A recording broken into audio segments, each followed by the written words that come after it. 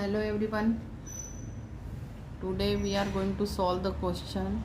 Consider the expression z is equal to a XOR b XOR c XOR d XOR dash dash dash means यहाँ पर A B C D type n variables हैं जिनके बीच XOR operation है.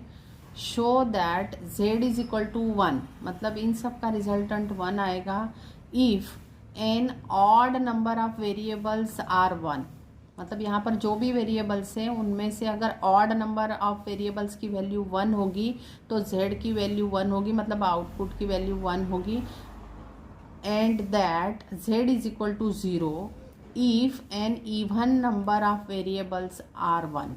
अगर ये A B C D N में से इवन नंबर ऑफ वेरिएबल्स अगर 1 है तो z की वैल्यू 0 होगी. ये बहुत ही इम्पॉर्टेंट रिजल्ट है, ये आपको क्वेश्चन सॉल्व करने में बहुत काम आएगा. तो अब हम इसको सॉल्व करते हैं कि अगर 1 जितने भी वेरिएबल्स हैं उनकी वैल्यू 1 अगर ऑड नंबर में हो तो आपकी z की वैल्यू 1 आती है, और अगर इवन नंबर ऑफ वेरिएबल्स की वैल्यू 1 हो तो z की वैल्यू 0 आती है ना. तो चलिए सॉल्व करते हैं. अब इसको सॉल्व करते हैं. तो इसमें फर्स्ट केस लेते हैं. If only one of the variable is 1 and all others are 0, then क्या होगा. आपका z इज इक्वल टू क्या है, a XOR b XOR c XOR d XOR ऐसे आगे n नंबर ऑफ वेरिएबल्स हैं. अब इनमें से आपका कोई एक वेरिएबल 1 है तो ये a भी 1 हो सकता है या b भी 1 हो सकता है या c भी 1 हो सकता है, लेकिन एक ही वेरिएबल 1 है. तो अपन ये मान ले कि इस तरह से 0 XOR 0 XOR c की वैल्यू 1 है XOR 0 XOR 0 dash dash dash. अब आपको XOR का टेबल पता है. XOR का टेबल क्या होता है, अगर a b इनपुट हो XOR गेट के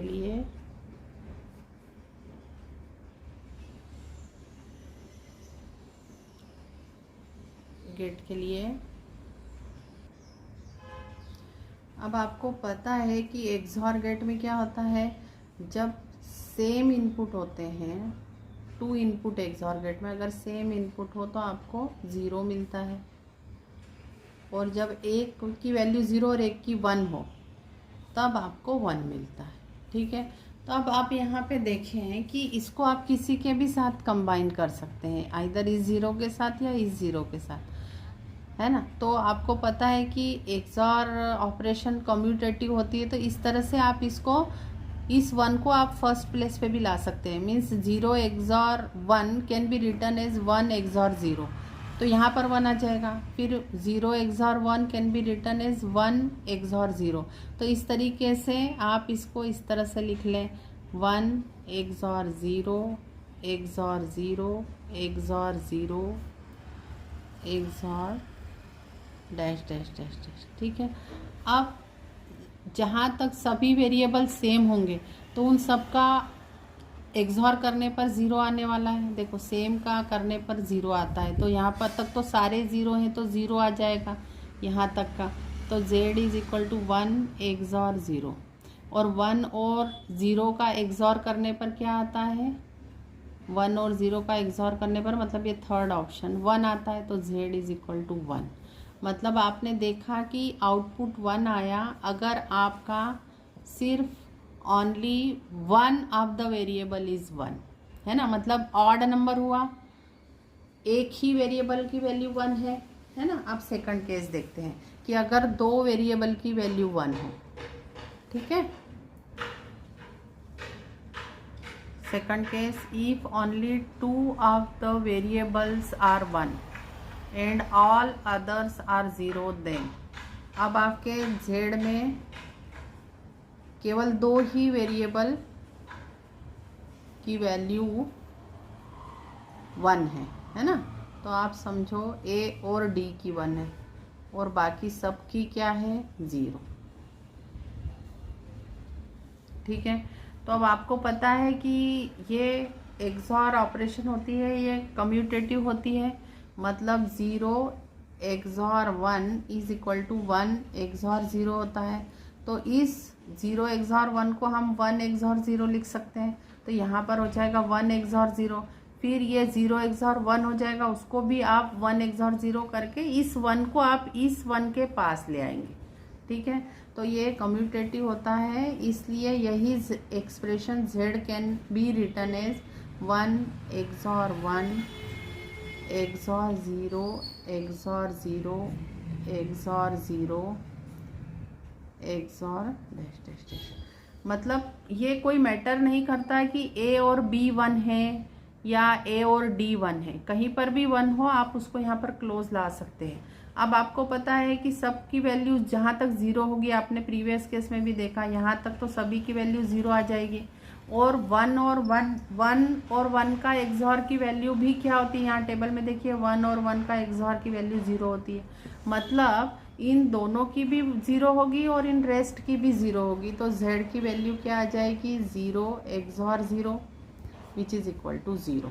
मतलब z की वैल्यू 0 आई अगर आपके कितने इनपुट्स की वैल्यू 1 थी, 2 इनपुट्स की। 2 मतलब ये इवन हुए, तो इवन इनपुट्स की वैल्यू 1 होगी तो आपका z 0 आएगा। तभी हमने 2 के केस में देखा है ना। ऐसा मान लो फर्दर 4 भी हो तो आपके यहाँ पर 1 1 1 1 आ जाएगा। तो ये 2 1 मिलके 0 करेंगे, अगले 2 1 मिलके भी 0 करेंगे, तो इसी तरीके का एक्सप्रेशन आएगा, है ना।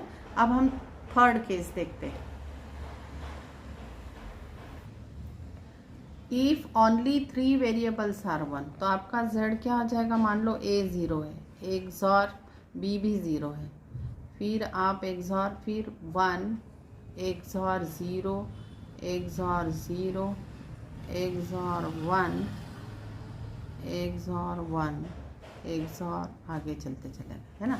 मतलब कहीं पर भी आपके केवल सिर्फ 3 वेरिएबल 1 है और बाकी सारे 0 हैं। ठीक है, तो आपको पता है फिर से ये कम्यूटेटिव होने के कारण हम 0 एक्सॉर 1 को क्या लिख सकते हैं, 1 एक्सॉर 0, है ना।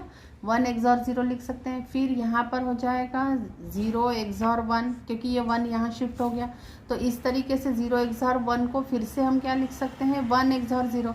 तो इस तरीके से इन सारे 1 को हम पहले ला सकते हैं। तो z इज इक्वल टू क्या हो जाएगा, 1 XOR 1 XOR 1 XOR 0 XOR 0 XOR 0 XOR dash dash dash.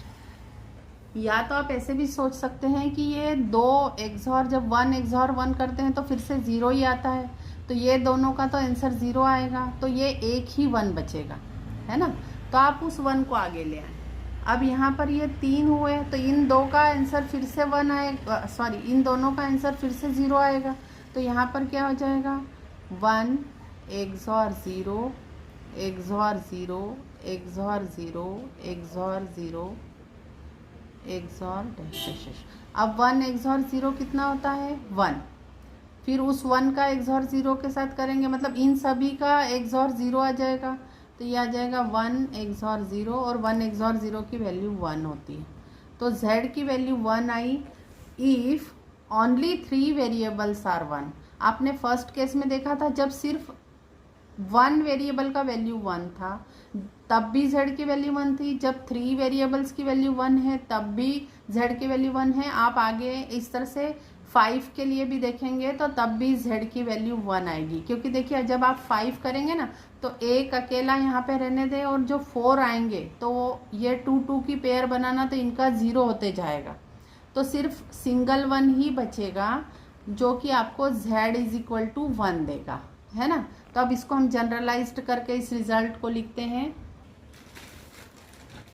In the same way we can try higher number of ones if it is obvious from the above discussion that z is equal to 1 if an odd number of variables are 1 and z is equal to 0 if an even number of variables are 1 in case of XOR gate, है ना। अब हम देखते हैं XNOR gate में क्या हो जाएगा। एक्सनॉर गेट एक्सॉर गेट का कॉम्प्लीमेंट होता है, तो उसका स्टेटमेंट इसका जस्ट ऑपोजिट हो जाएगा। उसका स्टेटमेंट क्या होगा एक्सनॉर गेट का? For XNOR gate z is equal to, ये एक्सनॉर का ये एक्सनॉर का सिंबल है, तो a b c d ये सारे लॉजिकल वेरिएबल्स के बीच यहाँ पर जो ऑपरेशन है वो एक्सनॉर है ना। तो एक्सनॉर के लिए अगर ये जो आपने अभी स्टेटमेंट देखा उसका जस्ट अपोजिट हो जाएगा। z इज इक्वल टू 1 आएगा if N even number of variables are 1 and z is equal to 0 if n odd number of variables are 1। ठीक है,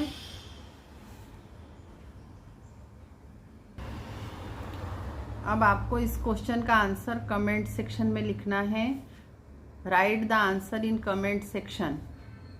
y is equal to 1 XOR 1 XOR 0 XOR 1 XOR 1 XOR 0, तो y की value क्या होगी ये आपको comment करके बताना है।